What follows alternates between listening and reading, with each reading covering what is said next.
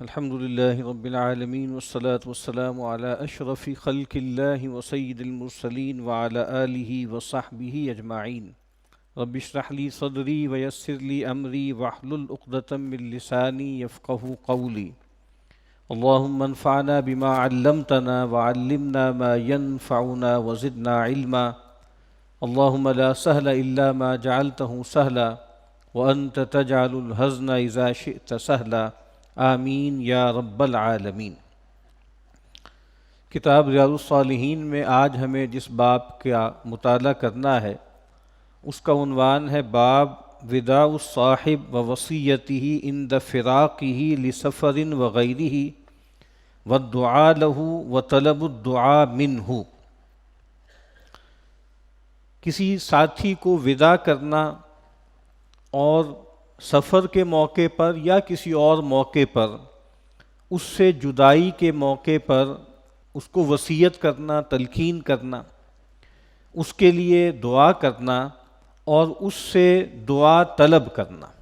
جب بھی انسان اپنے کسی ساتھی کو رخصت کرے سفر کے موقع پر یا ویسے بظاہر ایسے لگے کہ انسان دنیا سے جا رہا ہے تو گویا ان سے رخصت لیتے وقت ایک تو ان کو وصیت کرے، تلقین کرے، دوسرا یہ ہے اگر سفر کا موقع ہے ان کے لیے دعا کرے اور پھر ان سے دعا کروائے۔ یہ عنوان ہے اس باب کا۔ پہلے دو آیات امام صاحب نے نقل کی ہیں، سورہ بقرہ کی آیات 132 اور 133۔ اعوذ باللہ من الشیطان الرجیم، بسم اللہ الرحمن الرحیم۔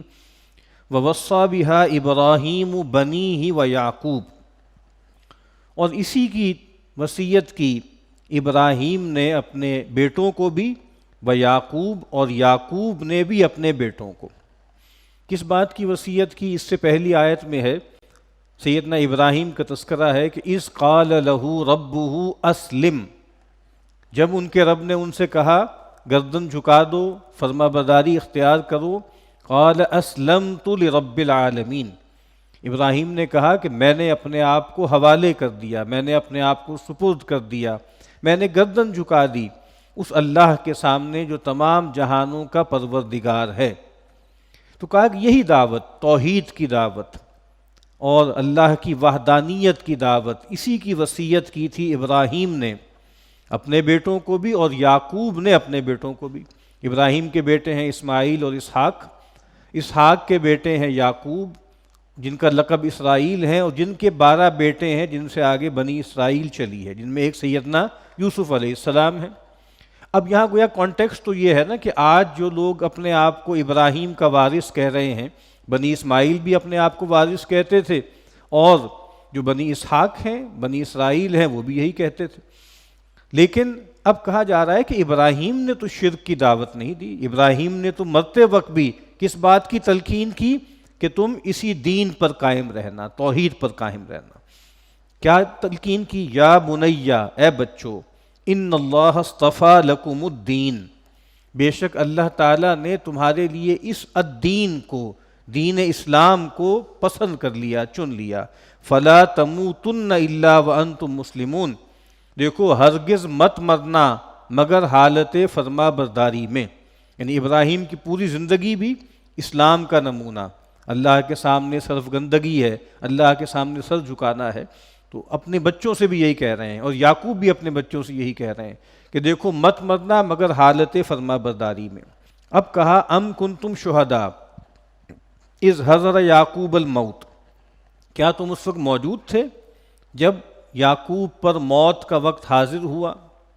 اذ قال لبنیہ، جب انہوں نے اپنی اولاد سے، اپنے بیٹوں سے پوچھا ما تعبدون من بعدی، یہ تو بتاؤ کہ میرے بعد کس کی بندگی کرو گے، کس کی پوجا کرو گے؟ قالو، سب نے جواب دیا نعبد الہک، ہم آپ کے الہ کی بندگی کریں، و الہ آبائک ابراہیم و اسماعیل و اسحاق، اور آپ کے باپ دادا ابراہیم اور اسماعیل اور اسحاق کے الہ کی بندگی کریں گے۔ وہ کون الہ ہے؟ الہ واحدہ، وہ ایک یکتا معبود ہے، وہ تنہا ہے، لا شریک ہے۔ وَنَحْنُ لَهُ مُسْلِمُونَ، اور ہم اسی کی فرما برداری اختیار کریں گے۔ اس سے یہ بات معلوم ہوتی ہے کہ تقلید آبا بجائے خود کوئی بری چیز نہیں ہے۔ تقلید آبا اس وقت برا ہے کہ جب آپ کے آبا جو ہیں وہ مشرک ہوں، بے عقل ہوں، بے ہدایتیں ہوں، تب تقلید آبا ایک بری چیز ہے۔ مجرد تقلید آبا بری چیز نہیں ہے۔ کہا کہ ہم تو اپنے باپ دادا کی پیروی کریں گے، ہمارے باپ نے، ہمارے دادا نے، ہمارے پردادا نے، یعنی باپ کون ہے؟ یعقوب، دادا کون ہے؟ اسحاق، پردادا کون ہے؟ ابراہیم۔ ہم تو انہی کے الہ کی بندگی کریں گے، اور وہ کون ہے؟ وہ ایک الہ ہے، ہم اسی کی فرما برداری اختیار کریں گے۔ تو یہاں گویا وصیت کا تذکرہ ہے کہ مرتے وقت گویا بہت تاکید سے کوئی بات کی جائے۔ عربی زبان میں عمومی طور پر وصیت کا لفظ عمومی حوالے سے بھی بیان ہوتا ہے کہ کوئی بھی بات بہت تاکید سے کی جائے تو اس کے لیے وصیت کا لفظ استعمال ہوتا ہے۔ یہ ضروری نہیں ہے کہ اس کا تعلق موت سے ہو۔ سیدنا لقمان علیہ السلام کے وصایا بہت مشہور ہیں، سورہ لقمان میں بیان ہوئے، اور خود اللہ تعالیٰ نے اس لفظ کو استعمال کیا، وَلَقَدْ وَصَّيْنَا الَّذِينَ أُوتُوا الْكِتَابَ مِنْ قَبْلِكُمْ، تحقیق ہم نے تلقین کی، ہم نے نصیحت کی ان لوگوں کو جن کو کتاب دی گئی، وَإِيَّاكُمْ، اور اے مسلمانوں، اے امت محمدیہ علیہ صاحب الصلاۃ والسلام، ہم تمہیں بھی یہی وصیت کر رہے ہیں۔ کیا ہے؟ أَنِ اتَّقُوا اللَّهَ، کہ اللہ کا تقوی اختیار کرو۔ یہ تقوی وہ چیز ہے جس کے بارے میں علماء فرماتے ہیں وصیت اللہ فی الاولین والآخرین، یہ اللہ کی وہ وصیت ہے جو اگلوں کو بھی کی اور پچھلوں کو بھی کی۔ اور نبی اکرم صلی اللہ علیہ وسلم اسی لیے کئی مرتبہ خطبوں میں یہ جو ہے وہ استعارہ استعمال کرتے تھے کہ اوصیکم ونفسی بتقوی اللہ، میں تمہیں بھی اور اپنے آپ کو بھی اللہ کے تقوی کی نصیحت کرتا ہوں۔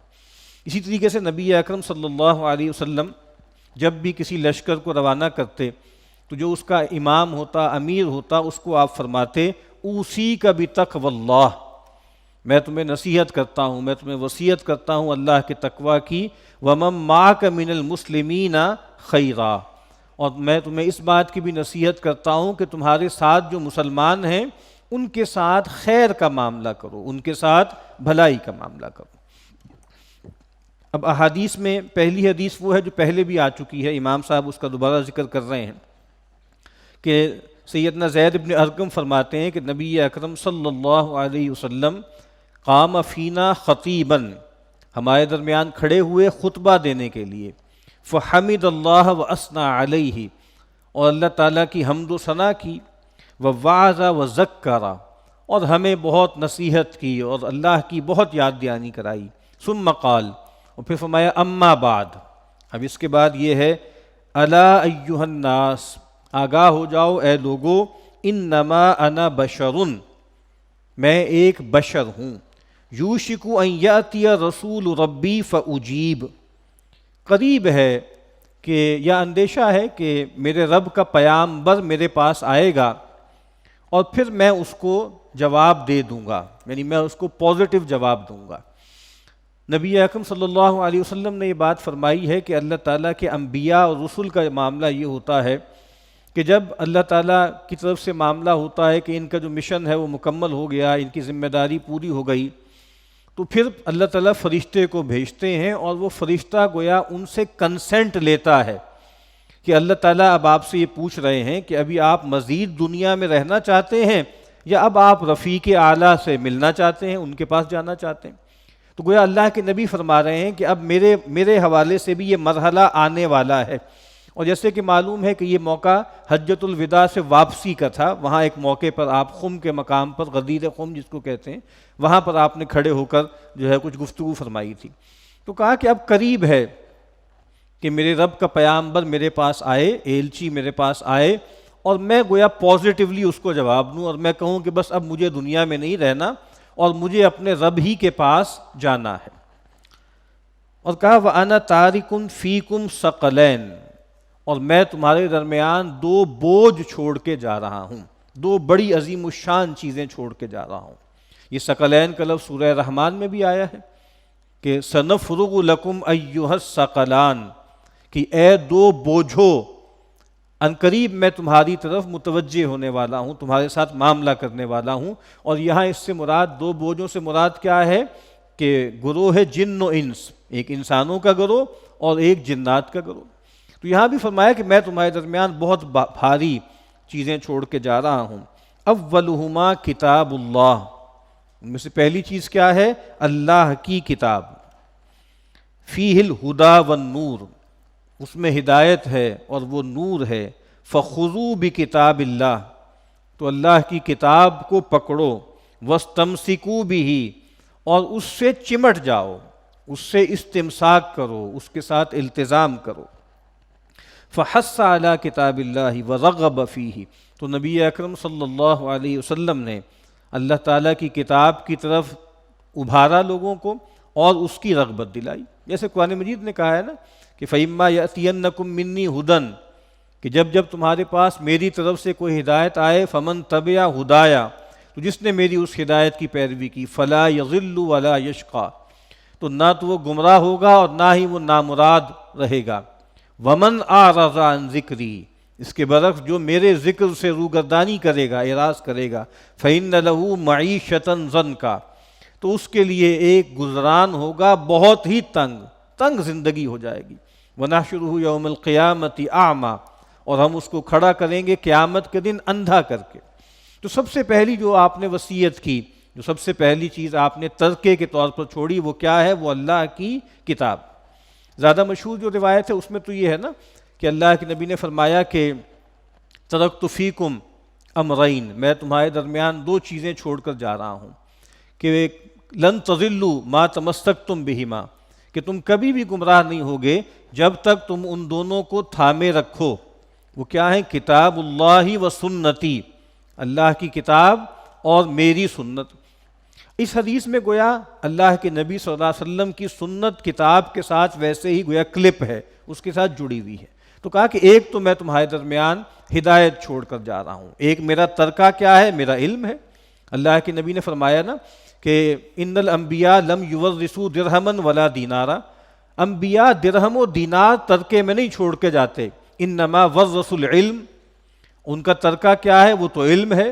فمن اخذہ اخذ بحظ وافر، جو اس ترکے کو پالے، جو اس علم کو پالے، گویا وہ پیغمبر کی میراث میں سے، پیغمبر کے ترکے میں سے ایک بڑا حصہ پالے گا.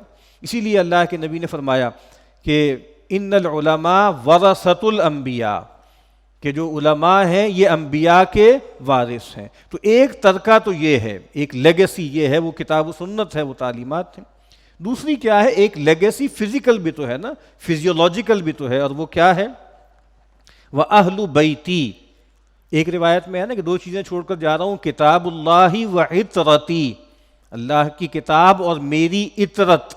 اس عطرت کے لیے یہاں لفظ کیا ہے؟ وَأَهْلُ بَيْتِي، کہا کہ میرے گھر والے. میں تمہارے درمیان میں تمہیں وصیت کرتا ہوں اپنے گھر والوں کے بارے میں، اذکرکم اللہ فی اہل بیتی، اذکرکم اللہ فی اہل بیتی، کہ میں تمہیں اللہ کی یاد دہانی کرواتا ہوں، میں تمہیں نصیحت کرواتا ہوں اپنے گھر والوں کی بابت. تو ایک معاملہ کیا ہے کہ اللہ کی کتاب کو مضبوطی سے تھام لو، اس سے تمسک کرو، اور دوسری بات یہ ہے کہ میرے گھر والوں کی رعایت کرو. اور اہل بیت میں سب سے بڑھ کر کون شامل ہیں؟ ازواج مطہرات ہیں، اور پھر آپ کی صاحبزادیاں ہیں، اور پھر ان کی اولاد ہیں. تو کہا کہ میں اہل بیت کے معاملے میں میں تمہیں اللہ کی یاد دہانی کرواتا ہوں. اب اہل بیت کے حوالے سے کیا ایک معاملہ تھا؟ ایک تو یہ تھا کہ جیسے ان سے استفادہ کرو، ان سے دین سیکھو. جس طرح میں نے عرض کیا ہے کہ اہل بیت کا سب سے بڑا اطلاق کس پر ہوتا ہے؟ ازواج پر. اور آپ کو معلوم ہے کہ گویا صحابہ کرام نے اس بات کو اختیار کیا، اور خاص طور پہ رسول اللہ صلی اللہ علیہ وسلم کی جو نج کی زندگی ہے، جو خلوت کی زندگی ہے، اس کے معمولات پتہ کیے ازواج مطہرات سے. اور آپ کو معلوم ہے کہ سیدہ عائشہ رضی اللہ تعالی عنہا کے ساتھ رسول اللہ صلی اللہ علیہ وسلم کا جو نکاح ہوا بہت کم عمر میں، اس میں بہت سی حکمتیں تھیں، اور ایک بڑی حکمت یہ تھی کہ وہ معلمہ امت بنی اور وہ فقیہہ تھیں.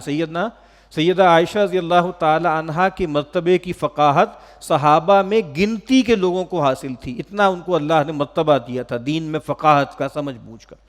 تو گویا ان سے سیکھو، ان سے فائدہ اٹھاؤ. اور دوسرا مطلب کیا ہے؟ دوسرا مطلب یہ ہے کہ ان کا احترام کرو، ان کا اکرام کرو، ان کے ساتھ توہین کا معاملہ نہ کرنا. جیسے صحابہ کے بارے میں فرمایا اللہ اللہ فی اصحابی، اللہ اللہ کا مطلب کیا ہے؟ اتقوا اللہ فی اصحابی، اللہ سے ڈرو، اللہ سے ڈرو میرے صحابہ کے بارے میں. فمن احبہم فبحبی احبہم، جو ان سے محبت کرے گا تو میری محبت میں ان سے محبت کرے گا. ومن ابغضہم فببغضی ابغضہم، اور جو ان سے بغض رکھے گا تو میرے بغض میں ان سے بغض رکھے گا. تو ایسے ہی اہل بیت کے بارے میں فرمایا کہ میں اللہ تعالیٰ کی یاد دہانی تم سے کرواتا ہوں. اور اس سے میں نے عرض کیا ہے کہ اہل بیت، اللہ کی نبی کی ازواج، آپ کی صاحبزادیاں، آپ کی جو اولاد ہے، ان کو ایک حجت حاصل ہے. لیکن وہ حجت کون سی ہے؟ وہ حجت رسالیہ نہیں ہے، وہ حجہ بیانیہ ہے. حجہ رسالیہ کا مطلب کیا ہے؟ کہ وہ اپنی ذات میں حجت نہیں ہے کہ ان کا کہا ہوا اللہ کا کہلائے. جیسے ایک تصور ہے اہل تشیع میں کہ وہ سمجھتے ہیں کہ اہل بیت، اور خاص طور پہ سیدنا علی کی جو آگے اولاد ہے، ان کے ہاں وہ عصمت مانتے ہیں، اور یہ سمجھتے ہیں کہ ان کو بھی ویسی حجت حاصل ہے جیسے رسول اللہ صلی اللہ علیہ وسلم کو حاصل تھی. تو ایسا نہیں ہے. ہاں، اہل بیت کے پاس جو حجت ہے وہ بیان کی ہے، جیسے صحابہ کی حجت بیان کی ہے کہ صحابہ اس دین کے کیریئر بنے، اس دین کے فلیگ بیرر بنے، ان کے ذریعے دین ملا ہے. تو اہل بیت کا معاملہ بھی یہی ہے. اور دوسری بات یہ ہے کہ ان کی کسی بھی درجے میں کوئی توہین، کوئی تنقیص، ان کے ساتھ کوئی تحقیر کا رویہ اختیار کرنا یہ روا نہیں ہے. سیدنا ابوبکر صدیق رضی اللہ تعالی عنہ نے فرمایا کہ اللہ کے نبی صلی اللہ علیہ وسلم کی رعایت کرو، آپ کا دھیان کرو آپ کے گھر والوں کے بارے میں. یعنی کہیں ایسا نہ ہو کہ زندگی میں اور زندگی کے بعد رسول اللہ صلی اللہ علیہ وسلم کے ازواج اور آپ کی اولاد کے بارے میں کوئی غلط رویہ، کوئی توہین کا رویہ تمہارے لیے سامنے آئے. تو بہرحال یہ ہم باب پڑھ رہے ہیں کہ وصیت کرنا، تو یہاں گویا نبی اکرم صلی اللہ علیہ وسلم کی وصیت کا بیان ہے. دعا ہے کہ اللہ تعالی ہمیں نبی اکرم صلی اللہ علیہ وسلم کے فرامین کو سمجھنے اور عمل کرنے کی توفیق عطا فرمائے. اللہم صلی علی محمد وعلی آل محمد وبارک وسلم. اللہم اغفر لنا ولآبائنا ولأمہاتنا ولجمیع المؤمنین والمؤمنات والمسلمین والمسلمات. اللہم انصر المسلمین والمسلمات. اللہم انصر المسلمین فی کل مکان. اللہم انصر المسلمین فی فلسطین. اللہم انصر المسلمین فی غزہ. اللہم انصر المسلمین فی بیت المقدس. اللہم ارحمہم، اللہم ارحمہم، اللہم ارحمہم. اللہم انصرہم نصر عزیز مقتدر. ربنا تقبل منا انک انت السمیع العلیم وتب علینا انک انت التواب الرحیم. وصلی اللہ تعالی علی خیر خلقہ محمد وعلی آلہ وصحبہ اجمعین برحمتک یا ارحم الراحمین.